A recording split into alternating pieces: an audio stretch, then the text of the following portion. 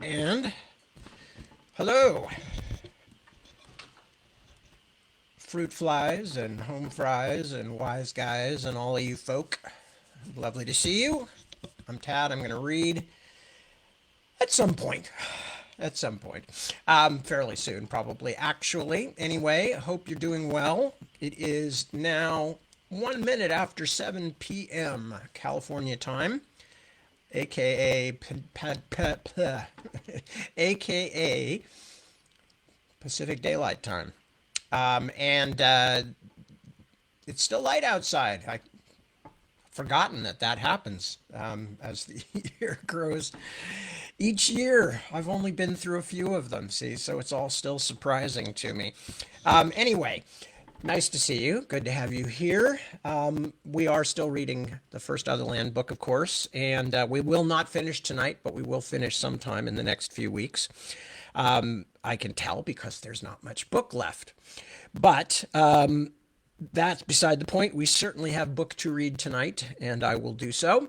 And I have anything else? Not really. I'm in that state. I'm in that continuing state of just working, working, working. Also dealing with some health issues, which are by no means life threatening. They're certainly life impairing in the sense of pain and inconvenience, but nothing that's gonna snuff me out before I finish The Navigator's Children or anything like that. Just inflammation stuff, as I've mentioned a few times.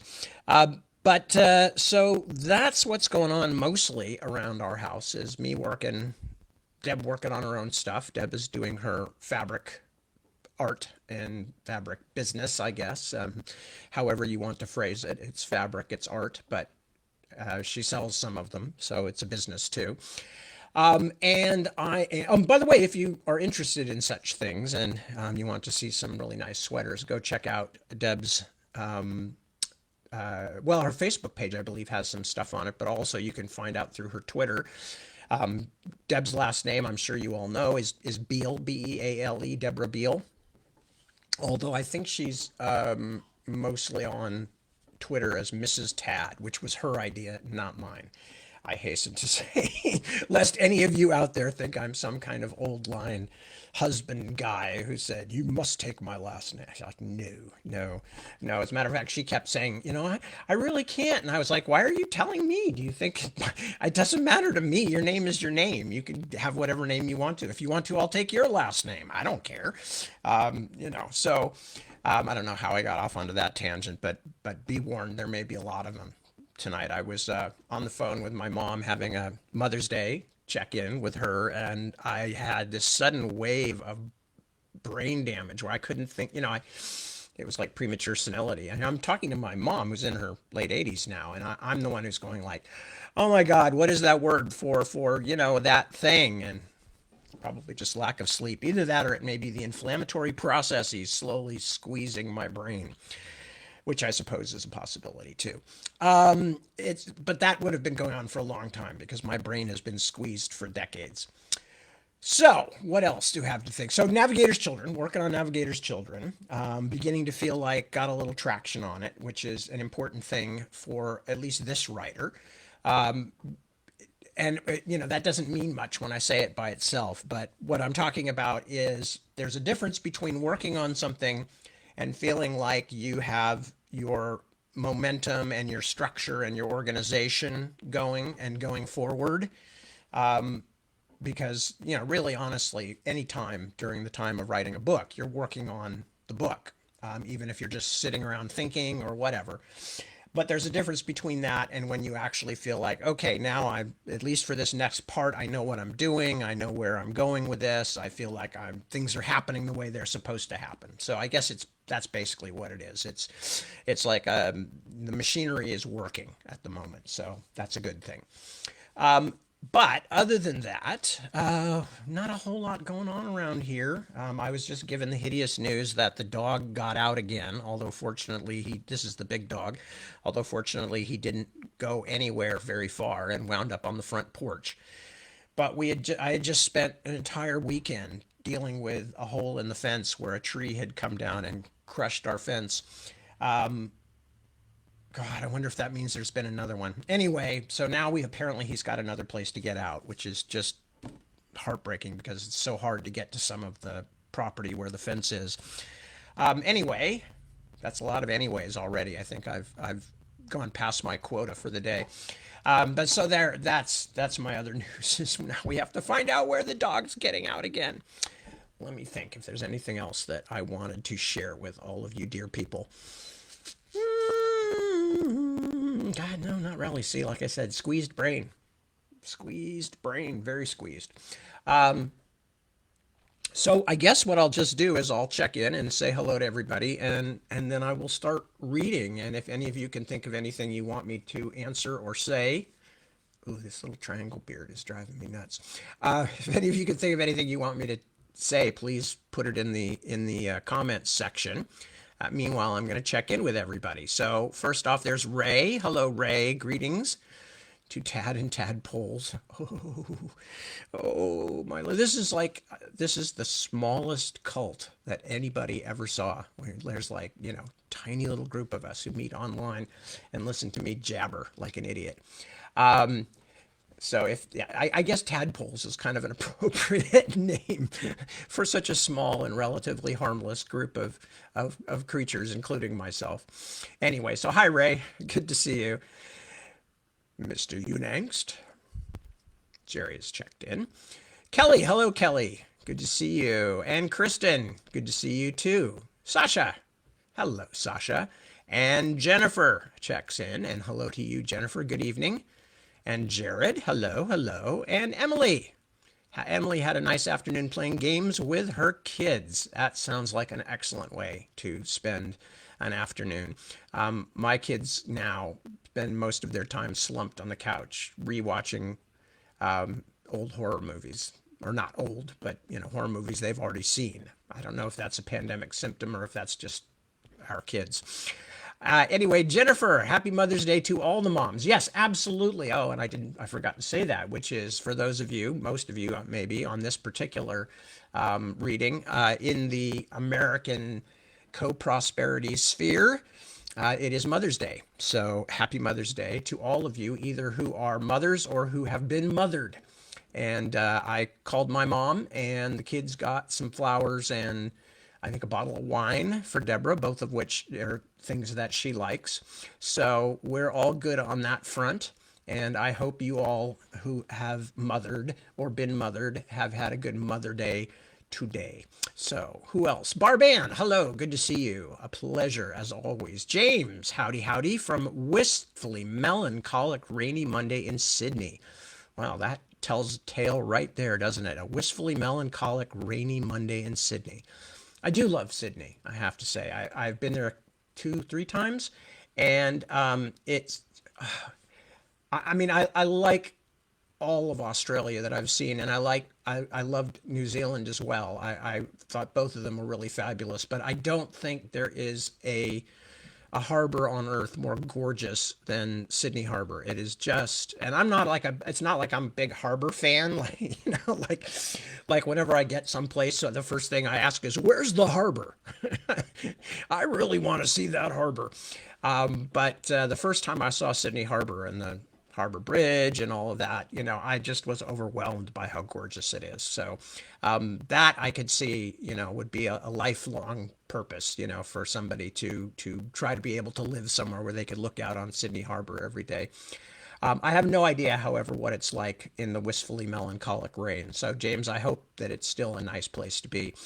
Tim, Tim Speckins, good evening, Tad and friends.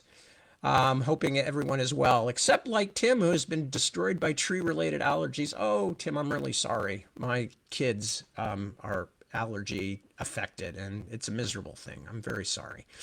But anyway, so just lie there and snuffle, and I'll read to you for a while. I can offer that anyway. Greg says, good evening, and that the readings have been a source of great joy since the pandemic started. Well, I'm very happy to hear that. That's basically the reason I did it. When the whole pandemic thing started, I said, well, I can do something. I'm not a medical professional, and I'm not really anything else that I can contribute, but, I could be someplace where people who are stuck at home could come and hang out every now and then. So I'm glad to hear it's been a source of pleasure.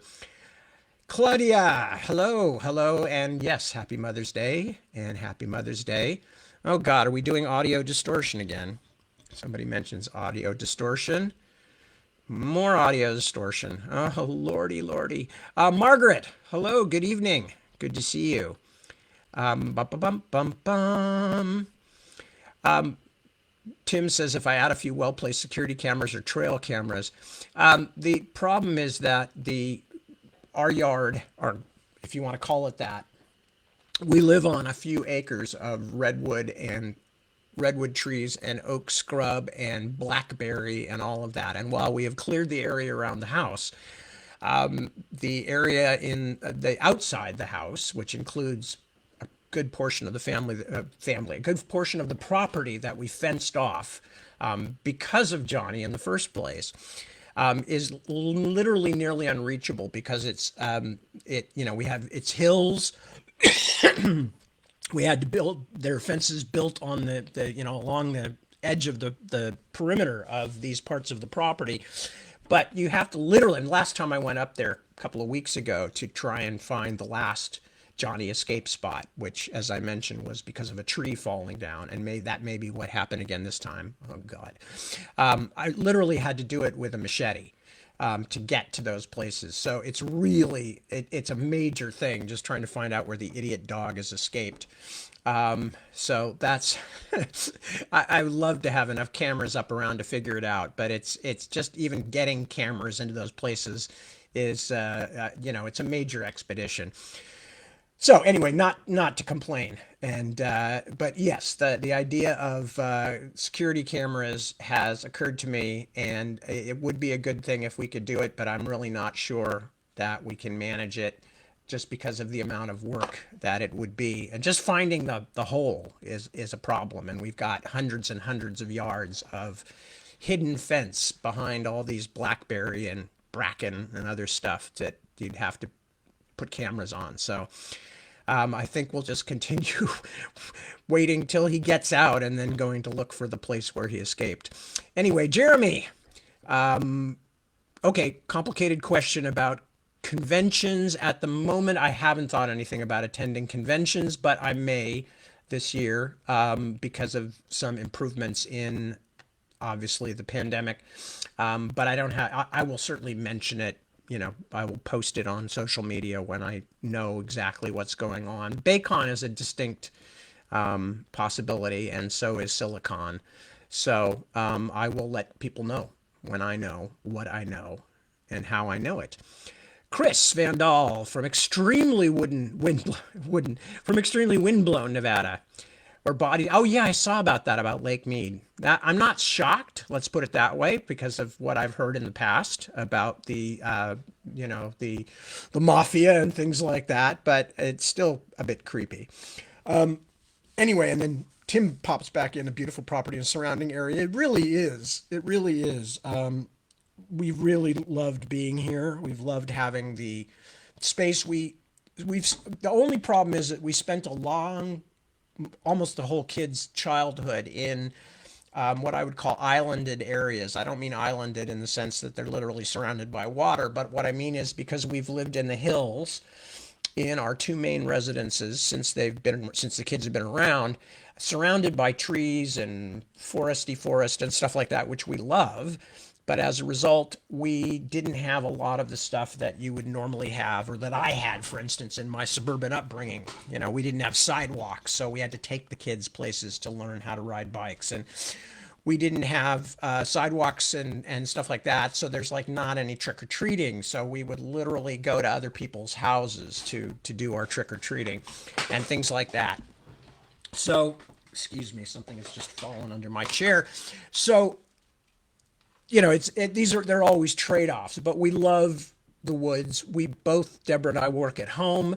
So being someplace that we really like, I mean, I wish you could see my view out the window here literally into the trees. And so I don't know if we'll always be able to keep this house, but we definitely love being here, and we're very fortunate. And we consider ourselves, this is going to sound sappy, but bear with me. We consider ourselves to be stewards of the place. So when we plant, we're planting native plants to kind of, to go along with what the local insect and bird and other wildlife use. And we try not to poison things. And we have most of the property is what's the word? It's unmodified. I mean, we have the area around the house, which is Deb's gardening, and even they're using native plants and things like that. But where Deb has planted things, and we have paths and all that kind of stuff. But then beyond that point, which is about 80% of the property, is just I wouldn't say it's not old growth, because people have been living up here for 100 years or so. But it's definitely we've left it alone. We try to take care of it. In the sense of making sure nothing bad happens to it, making sure that we keep the hillsides cleared of grasses during fire season, blah, blah, blah. The kind of thing that any homeowner with a lick of sense would do. But we love it. We love it. And I'm not sure I would ever be quite as happy anywhere else. Excuse me, I forgot this phone was on here. Just ignore it. We always do. Anyway, so there. Oh, and last to check in is Justin. Hello, Justin. Good to see you. So now that I have wasted huge amounts of time going babble, babble, babble about various things, I suppose I will jump in and read. I'm sure all of you are on the mailing list, aren't you? Okay, because I'm going to be sometime in the next few months. We try to get out a mailing list thing every now and then. We're not trying to sell you things. It's just, and we certainly don't do anything else with it. It's just for our own personal use. But I shouldn't even bring this up if I don't have the email addresses or whatever close to hand. But you can go to Deb's page and get the information, or you can, I think it's on tadwilliams.com. Anyway, the reason I'm mentioning this is because, for instance, I know sometime, as soon as I can convince Deb to let me do it, I have it's like a folk tale that I was going to use in The Navigator's Children, but realized it was a little bit too long, and it sort of brought the scene it was part of to a screeching halt for about 7 pages or something. And I didn't want to do that. So I've now decided, well, I should do something with it, because it's a complete little folk tale all by itself. Folktale from Hernisteer. So as a result, I'm going to just put it back together as a simple story, and send it out on the mailing list for whoever's on the mailing list. So we try to send out original material from time to time, or bits and pieces of other things, or answer questions and stuff like that. And as I said, I absolutely promise you we have no other purpose for it. We're certainly not giving it to anybody else. And we're not regularly bombarding people with things to spend their money on.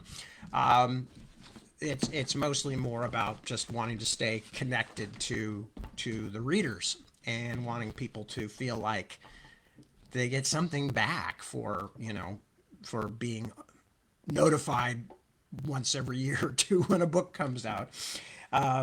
Because, like I said, I mean, except for the mailing list letters that we send out, we don't really use it for much of anything else. We're certainly, as I said, we're not. I think we used it a little bit when we were doing the merchandise, and to let people know that we were selling merchandise. But other than that, we don't use it a hell of a lot for anything except just to stay in touch with people.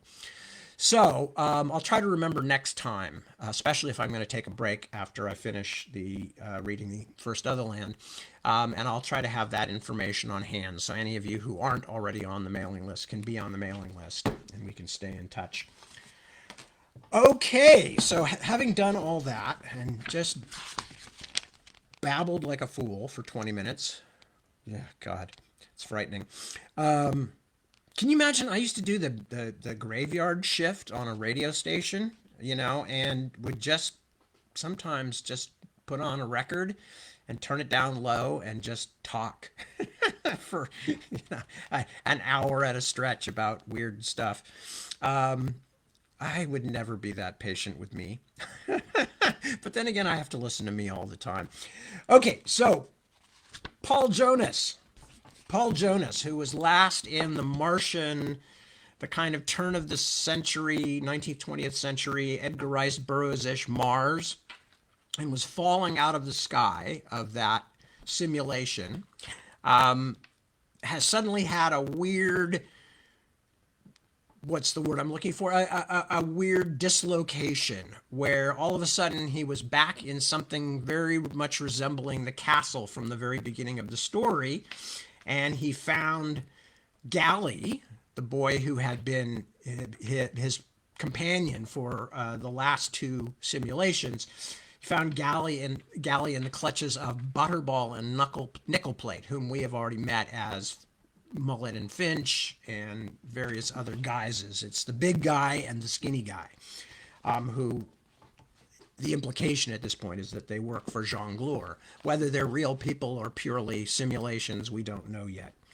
Anyway, so he tries to get Gally away from them and then cannot, and then all of a sudden there's a big dislocation again, and he is again falling through the sky, and then he falls into the water, and at the very last second, before he's dying in this extremely cold water, something breaks the ice over his head because he's been stuck under a frozen river. Something breaks the ice over his head and, theoretically speaking, pulls him out. So that's where we are, and that's what I'm reading. A curtain wavered, a fluttering screen of orange and yellow. He tried to focus on it, but could not. No matter how intently he stared, it would not take on resolution, but remain soft and without texture. He closed his eyes, resting for a moment, then opened them and tried again. He could sense something touching him, but it was an oddly detached feeling, as though his body were impossibly long, and the ministrations were being performed on a very distant section. He wondered if he had been... He could not remember the word, but found instead an image of a hospital room, the smell of alcohol, a sharp, small pain like an insect sting. Anesthetized. But why would they? He had been... The river. Oh, last comment, since for those of you who weren't listening last night. He also got back some of his memories while that strange dislocation was going on. Some of his memories came back to him, where he was born, and that fact that his mother had been sick for a long time and had died of cancer, and all kinds of other bits and pieces floated back to him suddenly. Anesthetized. But why would they? He had been... The river. He tried to sit up, but could not. The delicate ministration, so soft, so distant, continued. He focused his eyes again and realized at last that he was staring at the shifting flames of a fire. His head seemed to be connected to his body by only a few nerves. He could feel something beneath him and could tell that the surface was rough and uncomfortable, but his body was numb and the discomfort was purely speculative. He tried to speak, but could only make a faint gasping noise. As if summoned, a face floated into view, perpendicular to his line of sight. It was bearded and heavy-browed. The brown eyes, deep in the shadowed sockets, were round as an owl's. "You are cold," the face said, the voice deep and calm. "Dying cold. We will warm you." The face slid out of his sight once more. Paul collected what thoughts he could. He had survived again, so far, anyway. He remembered his name and everything that had returned to him as he knelt before the rose and chalice banner. But where he had been was still missing from his mind, and where he was now had become a fresh mystery. He tried to sit up and could not, but managed to roll onto his side. Feeling was beginning to return to his body, sprays of needle pricklings up and down his legs that were rapidly growing worse. He was alternately racked by shivers and spasms of pain. At least he could finally see beyond the curtain of fire, though it took a moment before he could make sense of what was before him. The one who had spoken, and half a dozen other bearded, shadow-eyed men, were crouched in a semicircle around the fire. A roof of stone stretched above them, but they were not in a cave so much as a deep overhang of rock in the side of a hill. Beyond the opening lay a world of almost perfect whiteness, a world of deep snow that stretched all the way to a line of saw-toothed mountains in the distance. At the base of the hillside, perhaps a half-mile away, he could see the thin gray shape of the frozen river and the black hole out of which these men had pulled him. He looked down. The one who had spoken was cutting Paul's wet clothes away with a piece of black stone that had been chipped into the shape of a leaf. He was powerfully built, with broad hands and flat fingers. His own clothing was a ragtag assortment of animal skins tied in place with cords of sinew. Neanderthals, Paul thought. They're cavemen. And this is the Ice Age or something. It's like a bloody museum exhibit, except I'm living in it. 50,000 years away from anything I know. A horrible ache coursed through him. He was alive, but somehow he had lost his life, his real life, and was apparently doomed to wander permanently through some horrible labyrinth without ever knowing why. Tears welled up in his eyes and ran down his cheeks. Even the shivering and the pain in his awakening nerves fell away, overmatched by the anguish of total loss. Gally is gone. Vala is gone. My family, my world, everything gone. He rolled his face against the stone, brought up one hand to hide himself from the eyes of the staring, bearded men, and wept. By the time the stone knife tore through the last piece of his shirt, Paul could sit up. He dragged himself a few inches nearer to the fire. Another of his rescuers handed him a great fur-covered skin that stank of fat and smoke, and he gratefully wrapped himself in it. His shivering gradually subsided to a faint but continuous tremor. The one with the knife picked up Paul's ruined clothing, which was stiff with ice, and set the pile to one side with a certain anxious care. As he did, something clicked against the stone and rolled free, glinting. Paul stared, then picked it up, turning it over in his hand, watching firelight spark from the golden facets. "We saw you in the water," the knife wielder said. "We thought you were an animal, but Birdcatcher saw you were not an animal. We pulled you from the water."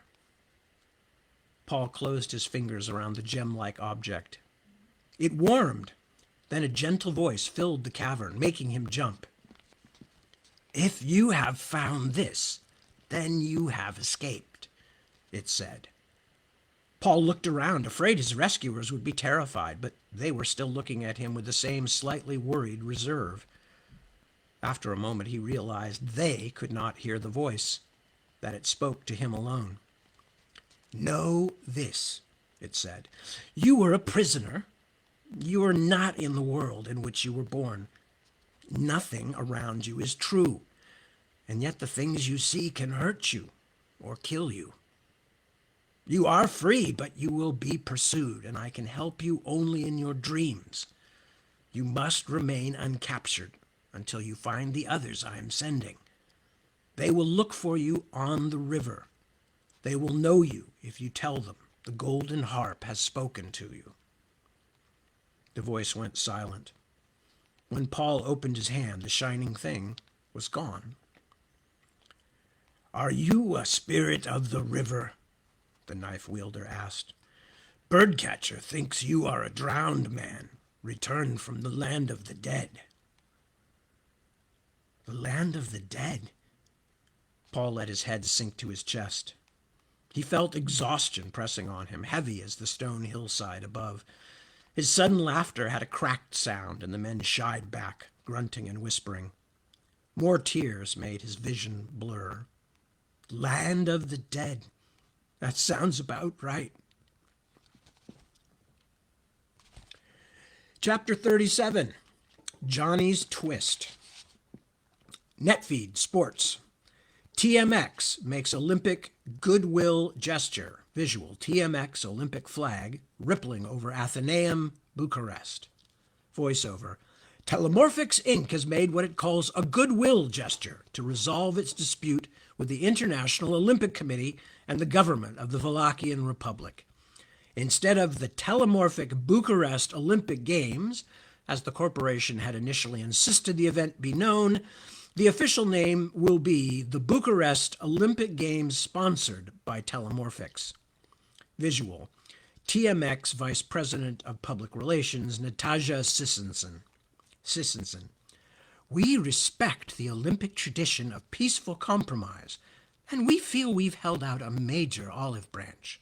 However, the IOC should remember that nobody ever gets something for nothing. Not that I've ever heard about, anyway. The moon was only a fingernail sliver above the black Bahia de Barbacoas.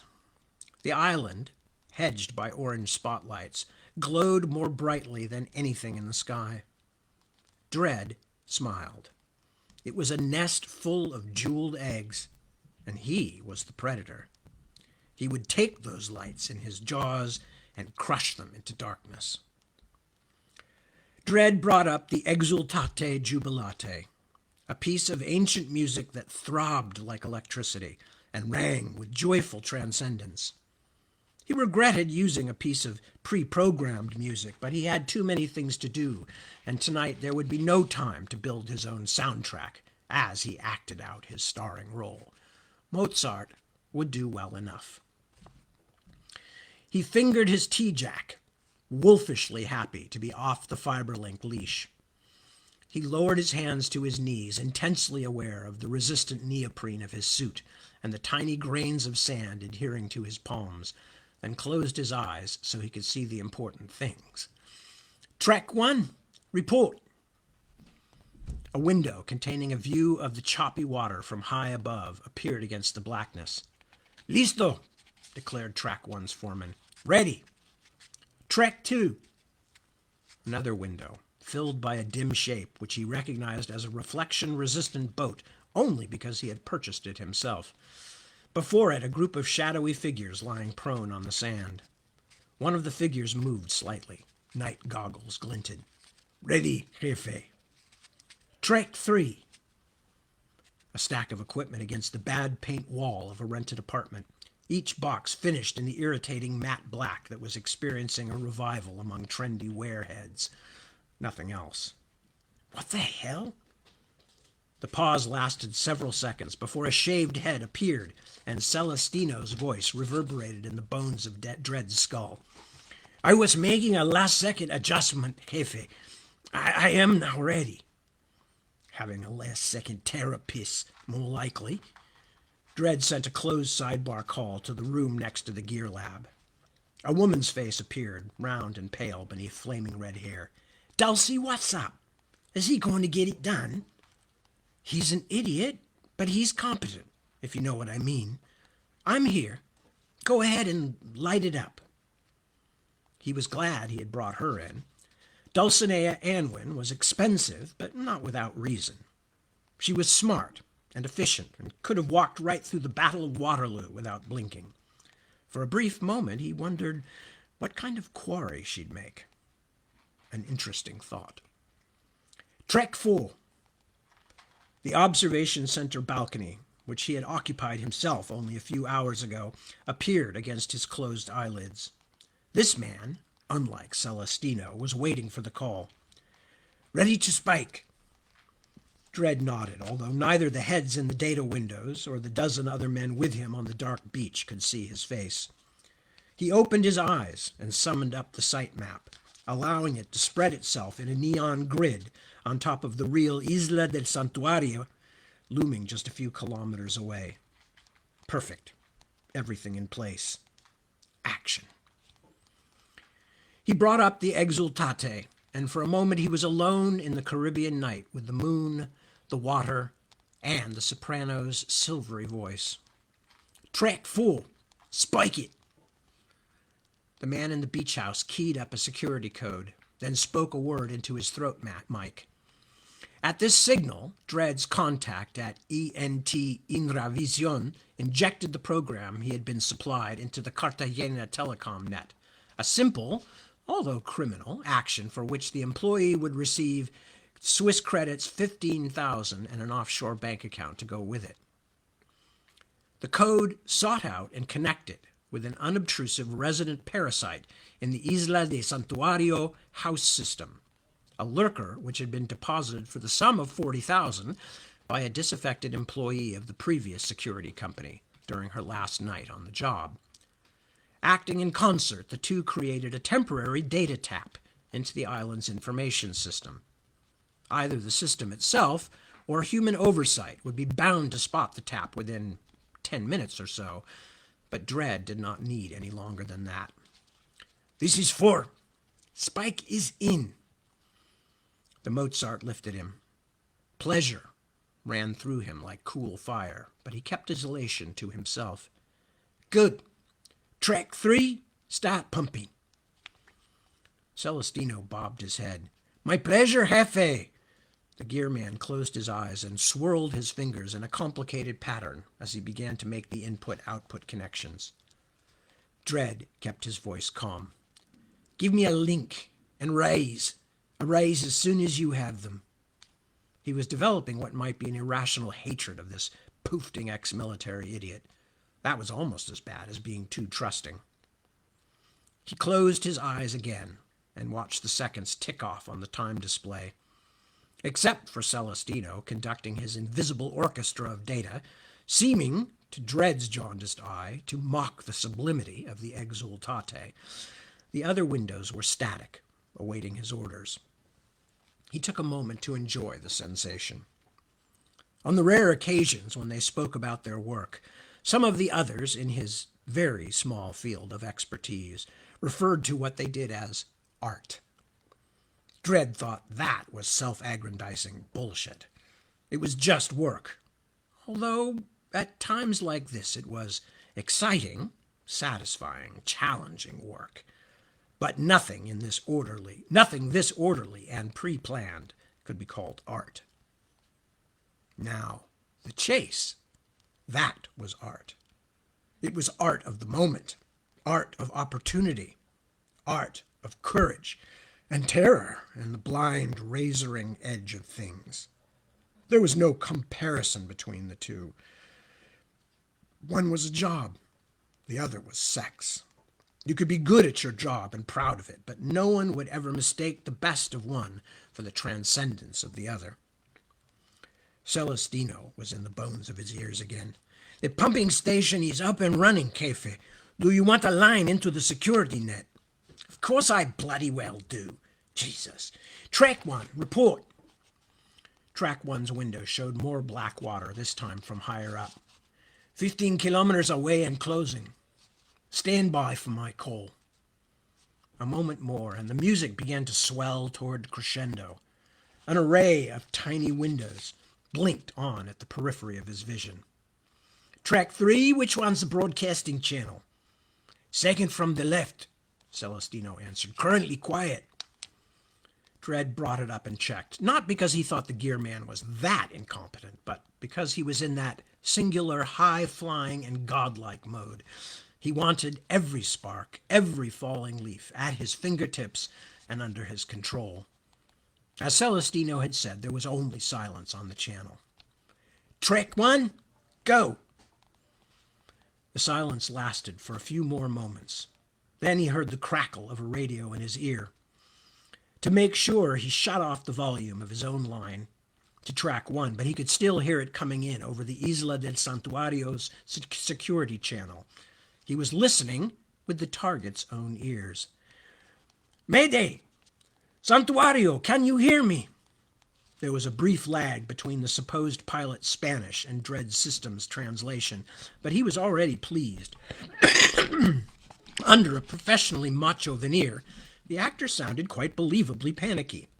The Beñas had made a good choice. Santuario, can you read me? This is XA1339er out of Cincelejo. Mayday, can you hear me? This is Santuario, XA1339er.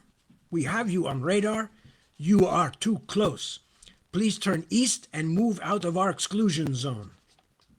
Dredd nodded. Polite, but fast and firm. The island's new security firm was worth the money. We have lost our tail rotor. Santuario, can you hear me? We have lost our tail rotor. Requesting permission to land. The pause was only a brief one. Not possible. This is an exclusion zone, approved under the UN Aviation Act. Suggest you try for Cartagena, either the civil or heliport. It's only about 5 kilometers. The captain's scream of rage was most convincing. Dredd could not help laughing. You bastards! I am going down! I can't make Cartagena. I have 4 passengers and 2 crew, and I can barely keep this thing in the air. The Isla del Santuario continued not to live up to its name. I apologize, XA1339er, but that is against my express orders. Repeat, against my express orders. Suggest again you try for Cartagena. If you attempt to land here, we will be forced to track you, to treat you as an attacking force. Do you copy? The pilot's voice, when it came again, was flat and bitter.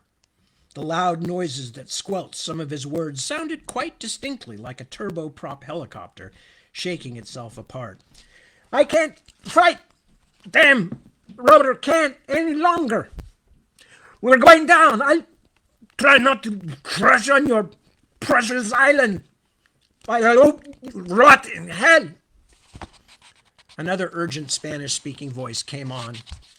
Dredd checked the blinking lights, assuring himself that this was one of the island's security sidebar channels. Visual contact, sir. The rear rotor is damaged, just like he said. It's getting very near the water, moving erratically. They may go down on the rocks. Oh my God, there they go! From a great distance away across the dark water came a dull clank, like a mallet striking a held gong. Dredd smiled. They've gone down within our perimeter, sir. The helicopter didn't catch fire, so there may be survivors, but the destroyer subs will be on them in a couple of minutes. Shit. Are you sure they're in our zone, Ojeda? The commanding officer of island security obviously didn't like being put in this situation.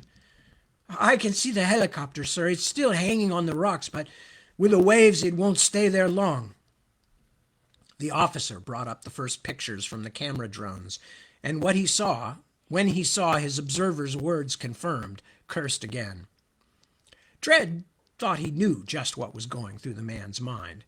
There had been security on this island for 20 years, even though his own employers had only gained the contract recently. 20 years and nothing more dangerous than a few local fishermen threatening to stray into the exclusion zone had ever happened. He had just denied landing rights, however legally, to an aircraft in distress. Could he stretch that legality to the screaming point and let any of the helicopter's survivals be killed by the submarine security drones as well? And, probably more tellingly, could he do it in front of his men and hope to keep their respect for a real security emergency? Son of a whore! He had wrestled it almost to the point where action would be too late. Blind the subs. Shut down the whole Marine hunter-killer grid. Yapé, get a boat out there as quick as possible to look for survivors. I'll call the boss and tell him what we're doing. Hook, line, and sinker. Dredd jumped up. Track 2, launch. He waved to his own half of the invasionary force, a dozen men in neoprene commando suits. By the time he had finished his gesture, they were already running the boat into the water. He sprinted after them. His own work had just begun. The boat slid silently across the bay, slithering carefully through the dormant mines. Their search and destroy responses had been turned off, but that didn't mean one might not explode on accidental contact. Dredd sat in the back, happy for once to let someone else take charge. He had more important things to do than steer a boat. Where is it? He closed his eyes and turned off the music. The feed from the spike into the island's security system was still open. He could hear the security commander talking to the rescue boat, which was just now setting out from the far side of the island. No one had noticed the data tap yet, but that would shortly become academic anyway. The security forces would reach the downed helicopter in only a few minutes. Unless it was very badly damaged, they would quickly recognize that it had been wired for remote operation. They would know they had been suckered. Where? He let himself fall backward into his own thoughts, searching for the elusive first grasp, for that pulse, that electronic heartbeat that would show him where to grip. He had discovered his ability to twist, as he thought of it, in his first foster home. Actually, the twist was really the second miracle. The first was that he had been fostered out at all. At 7 years of age, he had already killed 3 people, all of them children about his own age. Only one of the murders had been acknowledged, although ascribed to a tragic but momentary loss of self-control. The other 2 deaths had been blamed on an accident. This was all nonsense, of course. On both occasions, Dredd, who had not yet chosen that melodramatic name, had carried a hammer in the waistband of his pants for days, waiting. Pushing the pair of victims in the second attack down an iron stairwell, after beating in their heads, had been a last bit of anger rather than a precocious attempt to disguise his work. Even without death in his background, the Queensland Juvenile Authority would not have found it easy to place the child. Just the fact of his parentage, his alcoholic prostitute mother, an Aborigine, his father a Filipino pirate who would be captured and summarily executed not long after the transaction that resulted in baby Dredd, ensured that the authority had to offer prospective foster parents cash on the side, a rebate, as it were. But moving young Johnny Woolgaru, the agency bureaucrats had quickly decided, was worth juggling the budget. Johnny was a disaster waiting to happen. The moments leading up to the first time he twisted something had been surprisingly ordinary. His foster mother, infuriated by his cruel treatment of the family cat, had called him a little black bastard. He had knocked something off a table, and she had grabbed him, intent on locking him in his room. As she dragged him across the living room, he had reached a crescendo of screaming anger, and the wall screen had abruptly wavered and gone blank. Much to his guardian's unhappiness, the damage to the internal electronics proved irreparable, and they had gone almost a month without a link to the normal world until they could afford to replace it.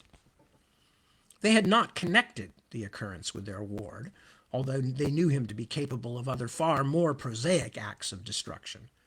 But Johnny had noted it himself, and wondered if it might be magic. A few experiments had proved that it was, or just as good as magic anyway, and it was apparently his alone.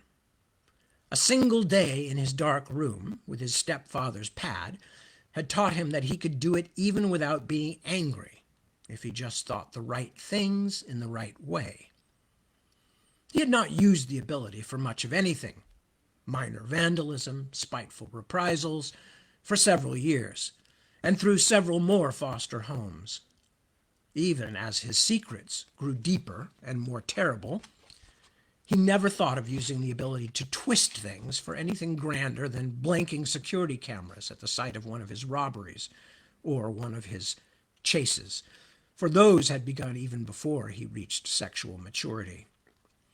It was not until the old man, at massive expense, had maneuvered him out of a young offender's prison and then into a succession of mental institutions, the last one of which the old man more or less owned, that Dredd understood the twist could be used for bigger things. The boat bounced, and for a moment he was jolted back into the real world. Dredd pushed away the sky, the water, the men crouched silently beside him. "Where is it? Get it back. Hold it. Now." But this kind of use was much harder than the simple destruction he had practiced in the earliest days, or the later tactic of simply freezing electronic components. Tonight's trick required skills he still had not completely mastered, despite almost a year spent in one of the old man's labs, going through exercise after exhausting exercise, while white-coated scientists offered cheerful encouragement, a supportiveness belied by the fear of him they could never quite hide. It would have been hard to say which growing power he had enjoyed more. Find it, then reach. He grasped the data tap at last, seized it with his mind, letting his thoughts slide around it and into it as he took its measure. The mechanical intrusion into the island's electronic nerve system, accomplished by his gear team, had been a crucial first step. He needed to be as far into the security system as possible before beginning his own work. Already the fine control required was making his head ache. When he used his ability for more than a few moments, he thought he could feel the twist itself, glowing hot and sore in his brain like an inflamed gland. Like a hunting hound nosing for a scent, he searched through the inexplicable inner darkness of the twist until he found just the kind of electronic surges he needed, then followed their path backward, tracing the data stream to its source in the security system's main processors and memory. Processors were only electronic artifacts, not really that much different than the simpler things like surveillance cameras or car ignitions, just electrical impulses controlling mechanical artifacts. Dredd knew it would be easy to twist them hard, to give them a jolt so strong that the system would shut down. But if that had been all he wanted, he would have let that jackass Celestino have his data bomb. He needed to wade through his own pain to achieve something far more subtle, more useful. He needed to find the system's soul and make it his. The system was complex, but its structural logic was no different than any other. He found the desired set of electronic gates and gave them each a little push.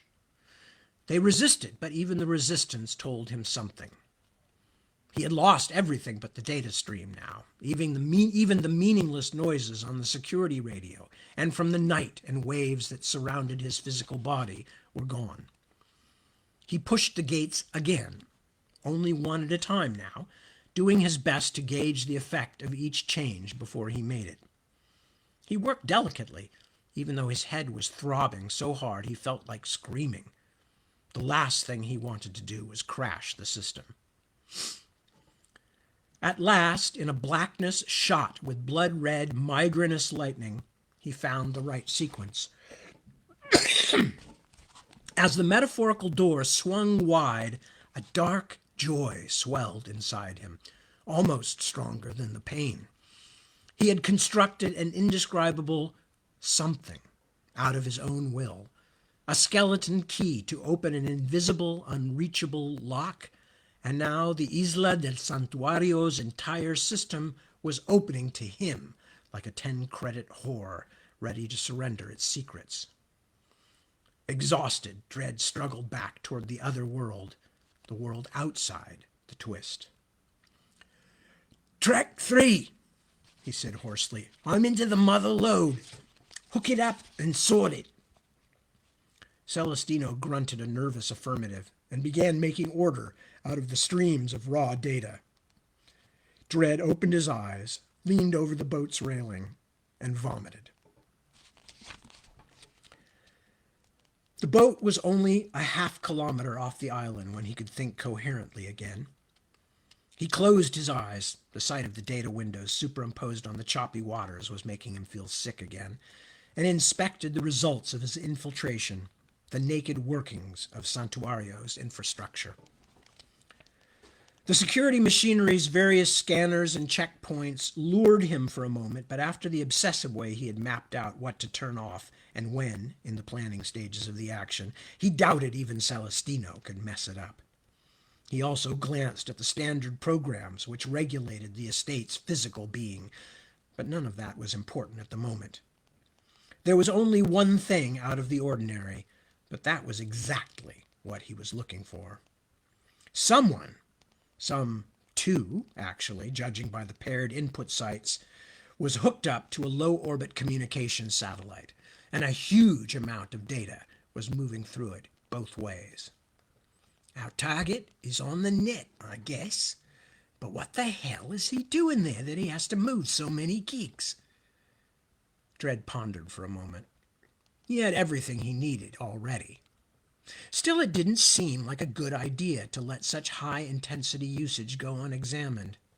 Besides, if this busy little bee really was the target, maybe Dredd would get some kind of idea about why the old man wanted Sky God dead. And a little information never went amiss. "Track 3. Spike me into one of those hot spots there. I think it's the target's lab. If what he's receiving is VR, don't give me the full wraparound, just a POV window in audio." "Certainly, Jefe." Dredd waited for a long moment. Then another window opened up against the blackness of his inner eyelids. In it, a table lined with faces that looked vaguely Indian stretched before him. There was a monkey sitting on the tabletop halfway down, and the target's gaze kept flicking to it. Dredd felt an almost childlike glee. He was sitting unnoticed on his prey's shoulder like an invisible demon, like death itself. Most of these activities were being controlled by a single group of people, someone was saying next to him. That quiet, earnest voice was not his target's. One of El Patron's academic friends, perhaps. A group of self-satisfied scientists having a little virtual symposium of some kind. He contemplated tuning out, but the next words jumped out at him as though they had been screamed. These people, wealthy and powerful men and women, were a consortium that called themselves the Grail Brotherhood. Dredd watched and listened with rapidly increasing interest. "Track 3, he said after a few moments. "Keep this open. Are we recording this?" "Just what you are seeing, Jefe. I can try to copy everything going in and out, but I don't think we have that much memory, not to mention bandwidth." Dredd opened his eyes. The boat, their boat, was almost within range of the perimeter lights. There were other things to worry about now. He could pick up most of the details once they had secured the target. "Don't worry about it then. But there are a lot of people coming, a lot of people at that gathering. Find out if they're Sims, and if so, where they're coming in from. But first, be ready to initiate defenses shutdown, on my order." He checked on Track 2, who were waiting about the same distance off the island on the southeastern side. The reports coming in over the island's security band told him that the rescue team was just about to discover the helicopter trick. "Track 3, shutdown." Oh, sorry, that's Dredd. Trek 3, shut down. The perimeter lights winked out. There was a squall of indignant protest over the security ban, but with the shutdown sequence now begun, none of the radio locations were talking to anyone but themselves and Dread. Trek 2, here we go. He signaled to the pilot of his own boat, who gunned the engine and sent them skidding across the bumpy surf toward the beach. As they hit the shallows, his men were already rolling over the side, the first to land sweeping the beach and house walls with ELF weapons. Those of the island's guards not wearing counter-frequency gear dropped, shaken into jelly without ever knowing what had hit them. As he followed his men onto the sand, Dredd turned off all but the necessary pictures, but he kept the voices from the target's virtual conference going in his head. Already an idea was beginning to form. The island was so dark that Dredd did not even bother to crawl up from the beach. 3 more sentries in anti-ELF suits appeared on the catwalk outside the nearest guardhouse, one of them holding a high-powered flashlight, probably on his way to find out what had happened to the island's generators. Dredd gestured. The silenced troners sounded like a stick being dragged along a picket fence as the sentries fell. The flashlight bounced from the catwalk and blinked, end over end, down to the beach. And that's where we're going to stop. For one thing, because it's getting hard to hold that book up. God, who reads these long books? Crazy people. Anyway, so thank you so much for joining me. Squeeze and squeeze and squeeze. Okay. Sorry, just painful. Anyway, so I will be back next week. And whatever's happening with the end of the book, I will be reading both nights. Or both one morning, one evening, whatever you call it. I'll be back reading at 1 a.m. my time, and then again at 7 p.m. my time, which is the same slot, obviously. So I hope to see you then. I thank you as always for indulging me and my nonsense of various kinds. And until that time, please do take good care of yourselves. Feel free to let me know any comments, and especially drop by any of my social media sites and let me know if there's any kinds of things you would like me to see. I'd like to see from me in the weeks ahead after we finish Otherland. I'd kind of like to do something more general than just reading, because it's hard on my voice, but I'm open to any kinds of suggestions. And with that, be good. Take care of yourselves, your loved ones, your friends and neighbors. And I will do my best to take care of mine and let them take care of me as well, because this kind of thing should always be a two-way street. And again, my gratitude for you coming to hang out with me. I will see you very soon. Peace. Be well. Good night.